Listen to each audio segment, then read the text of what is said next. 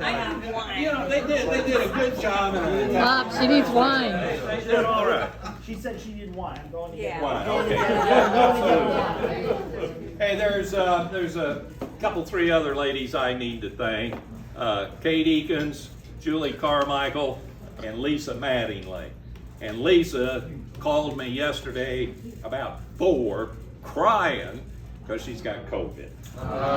And she wanted to be here. But to Kate, Julie, thank you, ladies. Thank you very much. We talked about it.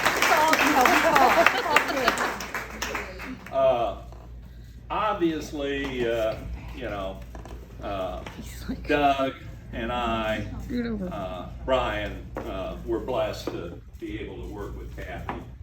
I was blessed as well to Cathy finding Faye and having Faye join, and I wasn't real sure about that, you know, at the time. I wasn't real sure that Cathy knew what the hell she was doing. But I trusted her, and Faye and I had some equal fun together as well. So I thank you, Faye. The stories that I like to tell about Cathy are only 2.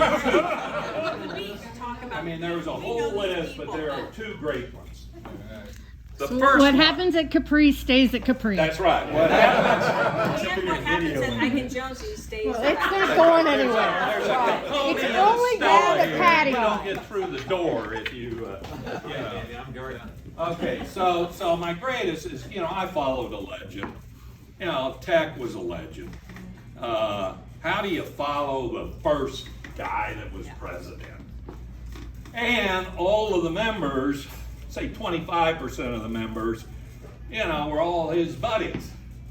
And so you come in and you got to follow this legend. Well, the first thing I did is they tell me I'm in his office. That just ain't gonna work. I mean, sitting in his office is just not gonna work. And there were a lot of reasons, but a couple reasons were there were all these doors. A door to get in his office, a door to get into Lou Cohen's office, Lou Cohen's area. If I wanted to go see Corky, I had to go through another door, through the reception area, into another door that put me on the other side of the office, and then I had to go through a door to see Corky. And I'm going, this is not going to work. At the same time, the administrative office didn't operate the way I was used to, so I knew I had to make some changes there. And I knew Corky had a pretty good lady in Cathy. And so I go to Corky and I go, first of all, I go out and I scout the building. You all remember, you know, North Meridian. I scout the building and I find this one corner up on the, what I call the second floor, but actually we were in the basement, so that was probably the first floor.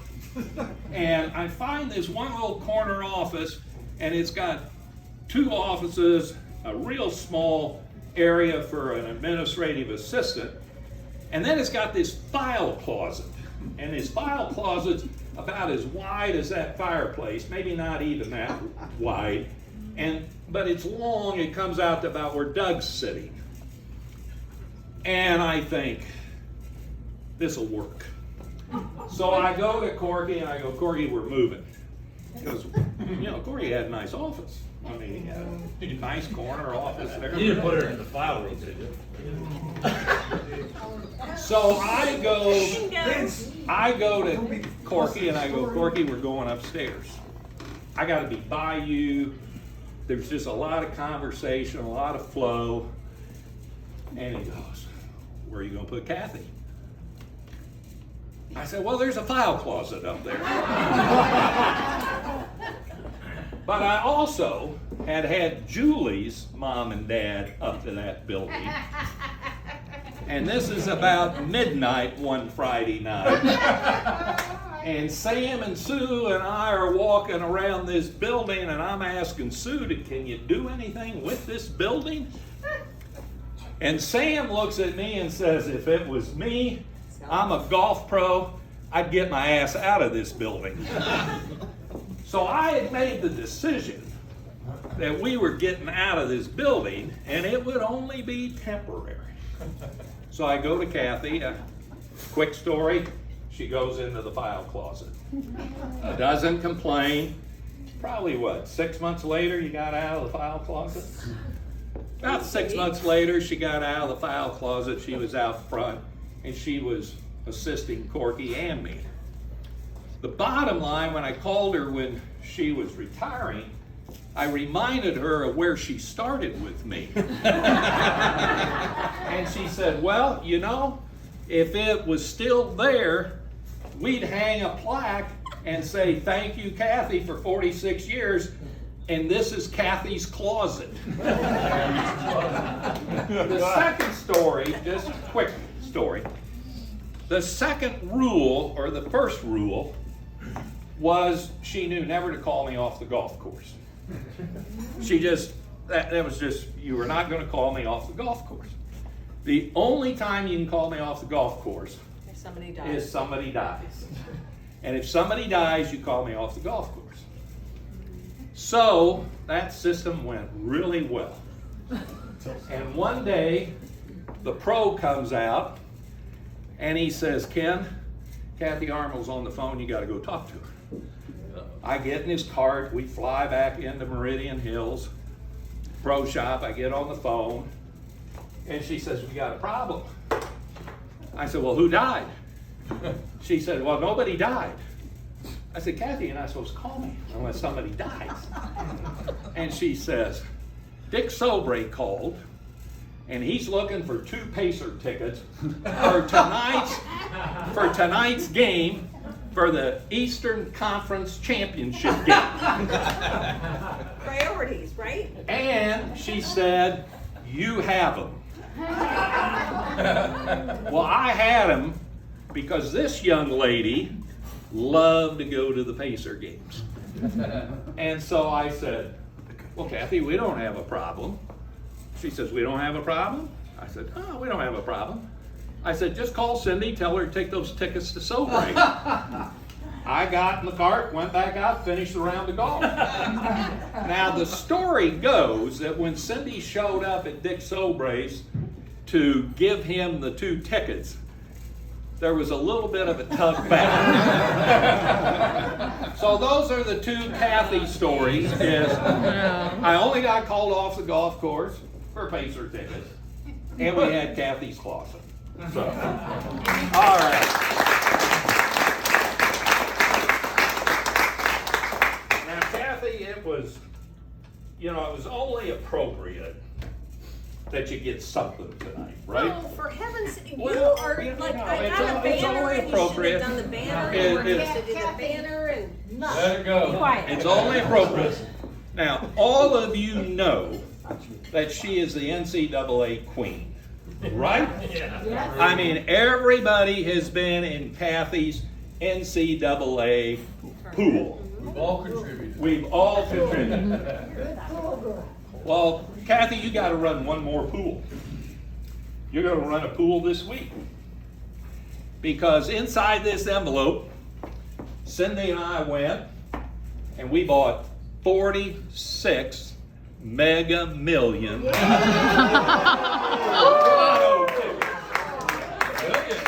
right?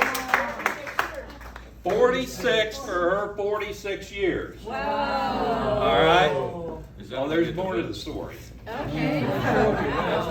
Now, the reason that I told everyone to sign the book was if you sign the book, you have a share of the Mega Million pool. Okay? All right? A little late, Vince.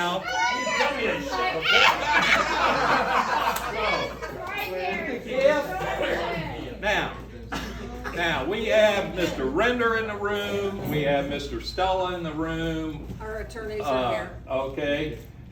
The rule is that the share is a family share. Okay? So there's no Capone sign and Robin sign. One share. Okay? So everybody understand the rule? You understand the rule? Yeah. All right. Stinking dollars. Well, Kathy, we can't say enough. We love you. Oh, gosh, thank you, guys. We want you to. We want you to just say a few words. I know you want to comment about Patty Parker. who No, could I not want be to with die us. right now. But, No, I know, thank you. there's your 46 No, thank you. lotto ticket. No. You love to speak. Running it just like Mr. Weisman did one time. You do realize, Brian, that any of them that are here working, if they hit a share, you've got vacancies. Not lotto, it's a million. Yeah, it's the $1 billion pot. I did the math roughly, So it's you like, I know. don't care. We're all in for about 20 million. So, Okay. all right. God love you all. We thank you for coming. We thank you. We thank you. There's a lot of meatballs left. Go eat the meatballs. Thank you. All right, I only want to say, this has like been a miracle life. It's like been the best tenure I could imagine. It's a lot of the people in this room, it's because of the camaraderie and the connection and the mutual appreciation that we've all had for each other over the years. That means everything. So thank you all so much. I think most of the people in the room know Patty Parker. So her husband, Ted, had a pretty horrific bike accident on July 2nd. And Laura, I talked to Patty last night. He was hit on the road by their house, and